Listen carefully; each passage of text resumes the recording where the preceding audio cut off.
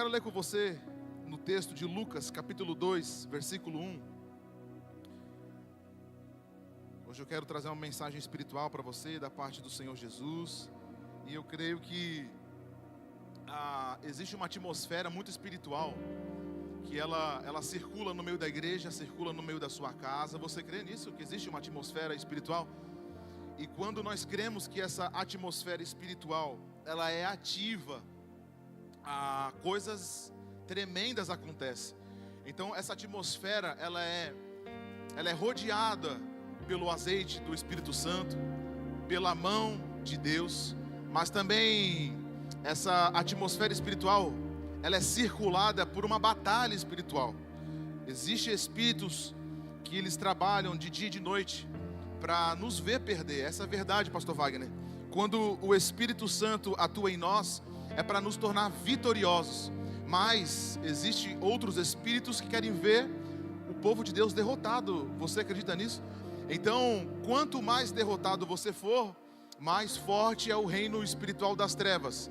Mas nessa manhã, Deus tem uma palavra, uma vitamina espiritual para você, que você vai entender que todas as batalhas espirituais já foram vencidas, amém? Lucas capítulo 2, versículo 1, a palavra de Deus diz assim que naqueles dias, César Augusto publicou um decreto ordenando o recenseamento de todo o Império Romano. Este foi o primeiro, grave isso, este foi o primeiro recenseamento feito quando Quirino era governador da Síria. E todos iam para a sua cidade natal a fim de alistar-se. Versículo 4. Assim, José também foi da cidade de Nazaré da Galileia para a Judéia, para Belém, cidade de Davi. Ô Estevão, que falta de educação, filho. Eu não criei um filho para ficar interrompendo o pastor, não. Falou dorzinho. Assim, José também foi à cidade de Nazaré da Galileia, para a Judéia, para Belém, cidade de Davi, porque pertencia à casa e à linhagem de Davi. Versículo 5. Ele foi a fim de alistar-se com Maria, que lhe estava prometida em casamento e esperava um filho. Enquanto estavam lá, chegou o tempo de nascer o bebê. E ela deu à luz o seu primogênito, envolveu-o em panos e o colocou numa manjedoura, porque não havia lugar para eles na hospedaria. Amém? Hoje eu quero falar sobre os 3 tempos da vida de Jesus em nós. Repita comigo, os 3 tempos da vida de Jesus em nós. Quero começar dizendo para você que muitas vezes, queridos, naturalmente, nós ouvimos a seguinte frase: nós temos que fazer o que Jesus fez. Nós temos que colocar em prática as lições que Jesus deixou. Isso é verdade, mas também não é uma verdade absoluta. Por quê? Porque existiu coisas que Jesus fez que somente Ele poderia fazer. Exemplo, morrer numa cruz. Somente Ele, pastor Jolei, poderia morrer numa cruz. Por quê? A Bíblia diz que da sua boca não saiu palavra de ofensa alguma. Ele era perfeito. Ele era uma pessoa com a integridade máxima que houve na terra. Então, existem algumas coisas que somente Jesus poderia fazer. Somente Jesus poderia guiar uma nação, um povo, um mundo, planeta. Somente Jesus pode. Então nós temos que entender uma coisa: nem tudo que está na Bíblia a gente tem que fazer, porque Jesus já fez por nós. Fez sentido para você? Por favor, não vai desvirtuar. Existem coisas que somente Jesus poderia fazer. Mas em Filipenses diz que nós temos que botar em prática as lições que Jesus fez. E essas lições que nós vamos tratar nessa manhã. Nós temos que entender que muitas coisas somente Jesus poderia fazer, somente Jesus fez. Você não pode fazer isso, mas Ele nos deixou coisas que nós temos que fazer. Por isso que o objetivo de Deus com Jesus sempre foi torná-lo sacrifício, uma oferta por vários pecadores. Assim como você tem um propósito escolhido por Deus, você tem uma missão específica por Deus, você tem um propósito específico por Deus. Jesus também tinha um. E qual que era o de Jesus? Era me tornar fofinho, feliz, um cristão sorridente? Não. O propósito de Deus com Jesus foi matá-lo, torná-lo em pecado, para assim santificar você, santificar a mim, santificar a minha casa. Esse foi o propósito de Deus com Jesus. Por isso que Ele deixou muitas lições. Nós vamos começar hoje tratando desse ponto aqui. Vamos lá, versículo 7. E ela quem? Maria deu à luz a seu primogênito, envolveu em panos e o colocou numa manjedoura, porque não havia lugar para eles. Primeiro tempo de Jesus, nós vamos falar do nascimento. Ele se tornou um de nós. A Bíblia diz que no tempo que Jesus estava para nascer, César Augusto, ele dá um decreto, que a Bíblia diz no versículo 2, um decreto nunca visto. Qual que era o decreto? Todos os cidadãos de Roma têm que se apresentar até o Palácio da Justiça e colocar o seu nome, o nome do seu filho, da sua esposa. Por quê? Porque naquela época a população estava crescendo desenfreadamente. Então, o Império Romano não usava esse termo ainda, mas um governo totalmente comunista, totalmente totalitário. Ele falou o quê? Agora vocês têm que registrar nome por nome, para a gente saber quantas pessoas existem dentro da sua casa, quantos familiares, quantos filhos você tem. Olha que engraçado, esse decreto nunca tinha sido lançado, mas foi lançado justamente no tempo de Jesus. Você está entendendo que sempre quando Deus vai lançar uma bênção sobre a terra, o inferno lança decretos para derrubar essas bênçãos? Olha só que poderoso, Jesus é a maior bênção que estava para se tornar na terra. E justamente quando a bênção iria se materializar, o diabo se levantou com um decreto. Deixa eu falar para você, sempre quando Deus tratar alguma coisa contigo, tratar alguma coisa com a sua casa, as portas estarem abertas, o diabo sempre vai lançar um decreto trazendo miséria, escassez, dor de cabeça, traição. Isso é uma verdade absoluta, porque quando Jesus estava para nascer, não, vou lançar um decreto, não. O diabo estava se levantando para tornar Jesus alguém morto. Não, o governo romano sabia que estava para nascer alguém que tomaria o governo, que lideraria uma nação. E eles sabiam, ele é uma ameaça para nós. Deixa eu falar para você, você é uma ameaça ao inferno. Você pode dizer um amém aqui? Você é uma ameaça, um potencial ameaça ao inferno. Por isso que o propósito desse recenseamento era para torná-lo povo escravos. Por exemplo, hoje nós temos o alistamento militar. É obrigatório o alistamento militar. Vai chegar uma era, meu irmão, no Brasil. Vai chegar, está prestes. Isso vai acontecer no governo do anticristo, aonde você não vai conseguir escapar. Porque já é assim, né? Todos os seus dados serão sequestrados pelo governo. Quando você cadastrou a chave Pix lá, você deu autorização para o governo sequestrar todos os seus dados. Então, até então o governo não tinha lançado, mas o texto diz, e deu à luz a um menino, e esse se chamou Emanuel. O que significa Emanuel? Deus conosco. O primeiro tempo de Jesus na sua vida é Emanuel está contigo, meu irmão. Pode se levantar caluniadores, pode se levantar perseguidores, pode se levantar enfermidades, mas você tem que entender uma coisa: Deus conosco. Ele se tornou um de nós. Dá um glória a Deus, por favor, queridos. Então Jesus, ele foi contado. Olha que magnífico isso aqui.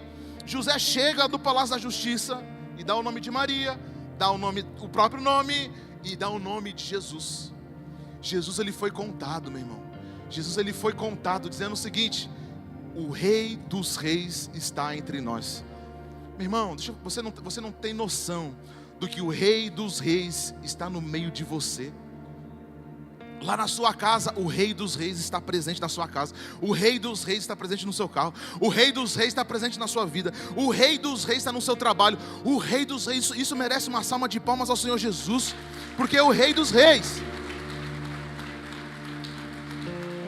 Então, meu irmão, deixa eu falar para você, quando Jesus ele é contado, Deus conosco, as forças malignas tramaram contra ele, mas esqueceram que pelo fato de ele ser o Rei dos Reis, as leis vêm dele, o decreto vem dele, as bênçãos vêm dele, a cura vem dele, a libertação vem dele, o novo nascimento vem dele, pastor Jolê. Então o diabo ele sempre vai esquecer, porque ele sofre de uma amnésia que... Às vezes eu pergunto que tipo de amnésia é essa, porque mesmo sendo um derrotado, ele continua lutando para enfraquecer você, para derrubar a sua casa. Mas que tipo de amnésia é essa? Ele precisa ser ameaçado. Resistir ao diabo e ele fugirá de vós. A pergunta, como nós resistimos? Lembrando a ele que Deus está conosco, Emanuel está conosco, amém? O segundo tempo de Jesus está lá em Filipenses, capítulo 2, versículo 5. Filipenses 2:5 diz assim, ó: seja a atitude de vocês a mesma de Cristo Jesus. Eu preciso repetir: seja a atitude. Lembra que eu falei para você que existem coisas que somente Jesus poderia fazer? Filipenses diz: seja a atitude de vocês a mesma de Cristo Jesus, que, embora sendo Deus, não considerou que ser igual a Deus era algo que deveria pegar-se, mas esvaziou-se de si mesmo, vindo a ser escravo, tornando-se semelhante aos homens, e sendo encontrado em forma humana, humilhou-se a si mesmo e obediente até a morte, morte de cruz. Por isso Deus o exaltou à mais alta posição e lhe deu o nome que está acima de todo nome, para que ao nome de Jesus se dobre todo joelho no céu, na terra e debaixo da terra, e toda língua confesse que Jesus Cristo é o Senhor, para a glória de Deus Pai. Segundo tempo de Jesus em nossa vida é a materialização dele. O verbo se fez carne. Deixa eu falar para você, Jesus não é teoria. A mudança, a transformação de um homem não é teoria. Ele se fez carne e ele andou no meio de nós. A Bíblia diz que ele taberculou no meio de nós. Ele andou no meio de nós. Deixa eu falar para você, o homem das mãos furadas continua passando no meio dessa igreja. Você crê? Enquanto você está sentado aí, o homem das mãos furadas, dos pés furados, da lança ultrapassada, ele continua andando no meio de nós, meu irmão. Eu fico arrepiado com isso. Porque o verbo se fez carne. Tente imaginar. Jesus, ele, coloque amor nas minhas palavras, por favor, mas de Deus ele se tornou um verme. Como assim, pastor? Imagina um Deus tão grande se tornar em forma de homem, todo problemático, cheio de limitações. A Bíblia diz que ele tinha capacidades, ele tinha poderes, mas ele desce a mais forma inferior. Por isso que a humilhação de Jesus não começou na cruz, começou quando ele nasceu. Quando Jesus nasce, foi ali a maior humilhação para o reino espiritual. Por quê? Deus decidiu na sua bondade se tornar igual a você, se tornar igual a você, se tornar igual a você. Por isso que Jesus, ele se esvaziou, e nós temos que aprender com Jesus aqui. Nós temos que se esvaziar do ego, nós temos que se esvaziar do narcisismo, nós temos que se esvaziar dos problemas pessoais, nós temos que se esvaziar da egolatria. Sabe o que é uma egolatria? Eu primeiro, as minhas coisas primeiro. Sabe como que você identifica alguém com ego? Ele só fala de si, só fala da família dele, só fala das coisas dele. É alguém que tem um ego alto, levantado. Mas meu irmão, nós temos que se esvaziar do ego. Nós temos que se esvaziar das vantagens. Sabe como que é as vantagens? Porque eu fiz, eu consigo. Porque eu estudei, eu consigo. Deixa eu falar para você, se não for a graça de Deus na sua vida, nós não conseguimos absolutamente nada. Faz sentido para você? Faz sentido? Por isso que Jesus deixa como lição, ele se humilha, ele se esvazia de tudo aquilo que poderia roubar a glória do Pai, de tudo aquilo que poderia tirar a atenção do Pai. Ei, deixa eu falar para você, tem muita gente assim, quer tirar a glória de Jesus. Eu orei, ela foi curada. Eu jejuei, eu fui curado. Eu fiz, meu irmão, deixa eu falar para você, Jesus se esvaziou, porque ele sabia que tudo aquilo que ele faria poderia torná-lo super poderoso, mas ele tinha um propósito. Não, maior do que eu é meu Pai. Deixa eu falar para você, maior do que você é o Pai Celestial. Você pode dizer um amém aqui? Então o terceiro tempo de Jesus é quando ele se materializa na sua vida. E quando ele se materializa, você se torna automaticamente mais humilde, ouve mais, fala menos. Conhece alguém assim? Meu Deus. Conhece alguém que fala pra caramba? Conhece alguém? É você? É. Quem é essa pessoa que fala pra caramba? Se for contabilizar as palavras no dia, passa de 15 mil palavras. Meu irmão, a Bíblia diz assim, que você tem que ouvir mais e falar menos. Por quê? Existe um termo no judaísmo, Lashon Hará. Lashon Hará significa língua felina. Aquela língua que maltrata as pessoas, que machuca. É a língua que mata as pessoas. Então a Bíblia diz, para de falar, ouve menos. Deus não te deu, apesar que, se a gente for contar o tamanho da língua, o tamanho da língua passa de 30 centímetros, né? Alguns irmãos têm 80, 1 metro de língua aí. Mas, meu irmão, nós temos que entender uma coisa. A humildade faz parte do Espírito Santo de Deus. Sabe quando você tem que repreender alguém, ensinar alguém, e essa pessoa é resistente ao ensino, é resistente à correção? Falta o dom do Espírito Santo na vida dessa pessoa. Pastor Júnior, como que eu identifico alguém com o Espírito Santo? A humildade que habita nela. Você não identifica alguém pelo Espírito Santo pela linguagem sobrenatural da oração, orar em mistérios, o quanto ele ora, o quanto ele prega, o quanto ele é bonitinho. Não, você não identifica o Espírito Santo. Você identifica o Espírito Santo na vida de alguém através da sua humildade.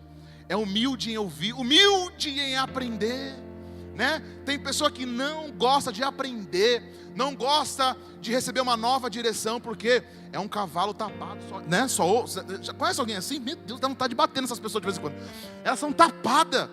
Ó, meu irmão, tem que... Não, é o que eu acho. Conhece assim? Eu aprendi assim. Esses dias eu estava ouvindo de um pedreiro lá na internet. Ele falou assim, a engenharia civil não se moderniza, por isso que nós pedreiros, nós somos resistentes. Eu falei, meu Deus, tanta coisa nova no mercado, para facilitar, para acelerar, mas são pessoas tapadas, né? Eu aprendi desde pequeno, então se eu aprendi desde pequeno, eu vou viver por isso aqui. Mas meu irmão, deixa eu falar para você, Jesus ele renova, sabia que Jesus renova os pensamentos? Jesus renova o coração. Eu não vou fazer isso porque eu vou desagradar a ciclano, a beltrano. Meu irmão, a Bíblia diz assim, você tem que ter temor de agradar ao Senhor. Nós não temos que ter temor em agradar o ciclano, beltrano, não. Ai daquele que cai na mão do Deus vivo. Então o nosso coração tem que ser para Ele. Por que nós temos que se esvaziar? Porque tudo aquilo... Meu irmão, existe tanta coisa no mundo hoje, existe tanta coisa que nos faz desvirtuar dessa conexão com o Pai, que me faz às vezes me tornar tão distante. Meu irmão, deixa eu falar para você, se esvazie de tudo aquilo que deixa você mais distante de Deus. Amém? Você pode dizer um amém bem alto aqui? Então, que toda língua confesse que Jesus Cristo é o Senhor, para a glória de Deus Pai. Mas o versículo 9 diz, por isso Deus o exaltou à mais alta posição.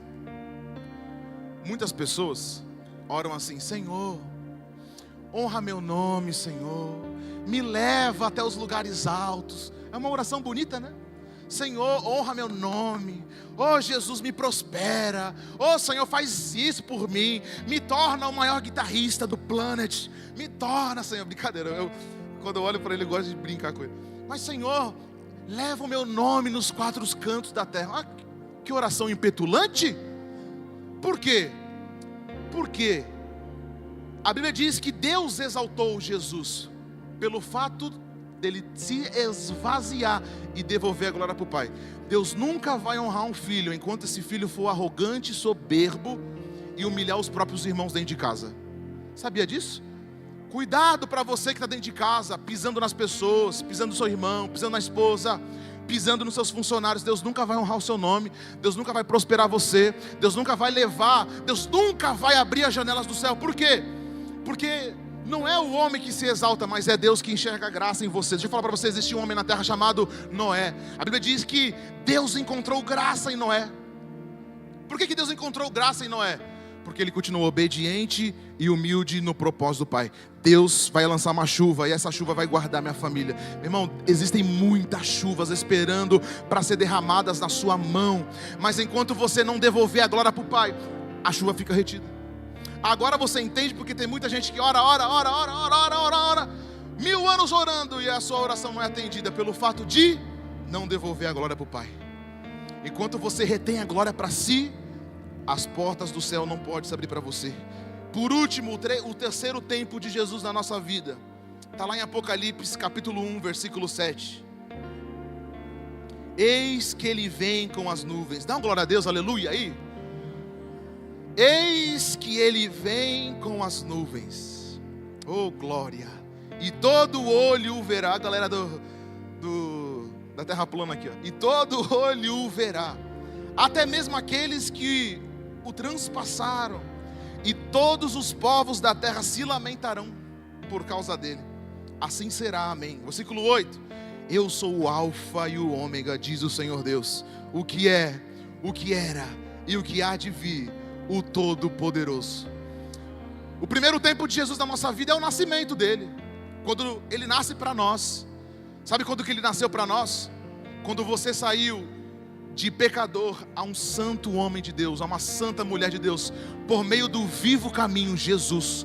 Quando você ouviu o Evangelho e você aceitou ele como teu Senhor, o Espírito Santo entrou em você e ele nasce para você. Dá uma glória a Deus, um aleluia aí. Ele nasce para você, mas o nascer não é suficiente, ele tem que se materializar. Por isso que é o segundo tempo. O segundo tempo de Jesus é quando ele começa a se materializar. Ele te ensina a pisar, ele te ensina a fazer, ele te ensina a orar. O Espírito Santo te ensina a conduzir a sua vida. O Espírito Santo começa a te ensinar: para de falar isso, para de olhar isso, começa a falar isso, cuidado do olho, cuidado com a trave que está na sua frente, para de querer ser juiz das pessoas. Tem muita gente que quer ser juiz, mas Deus não chamou você para ser juiz. Deus chamou você para ser um pacificador, amém? E o terceiro tempo de Jesus na nossa vida é quando ele se torna singular, único. Pastor Júnior, mas isso não deveria ser lá no início? Não, porque tem muita gente que está cheia do Espírito Santo de Deus, tem muita gente que Deus ensina a andar, mas que Jesus não é único na vida dele. Sabe quando Jesus não se torna único na sua vida? É quando eu adoro ele somente do Natal. Sabia que muita gente só lembra de Jesus no Natal? Tem muita gente que só lembra de Jesus quando vai lá os irmãos cantar na Praça da Palhoça. Ah, Jesus nasceu. Meu irmão, deixa eu falar para você, todo dia é dia de adorar o Senhor, né? A gente cantava essa musiquinha lá na salinha das crianças. Eu lembro, eu era assim, ó, perturbado na salinha das crianças. Eu lembro de um episódio que era eu e o Diogo. O Diogo hoje está viajando aí pelo mundo. A gente brigava, quem decorava mais versículo bíblico. Até um dia que eu ganhei dele, ele cuspiu na minha cara. Acredita? Mas eu e o Diogo, o pai está aqui, o pai sabe. Eu e o Diogo, melhores amigos. Um dia a gente estava indo, eu não sei por que eu estou falando isso, mas eu vou contar. A gente estava saindo assim na escadaria da escola, Bia. Ó, o pessoal atacando bolinha de cuspe e cola em mim. Só que eles esqueceram que eu tinha o meu amigo Diogo. E ele chega numa voadora e derruba 3 da escada. Nós 3 tomamos alguns dias de suspensão. É incrível, meu irmão.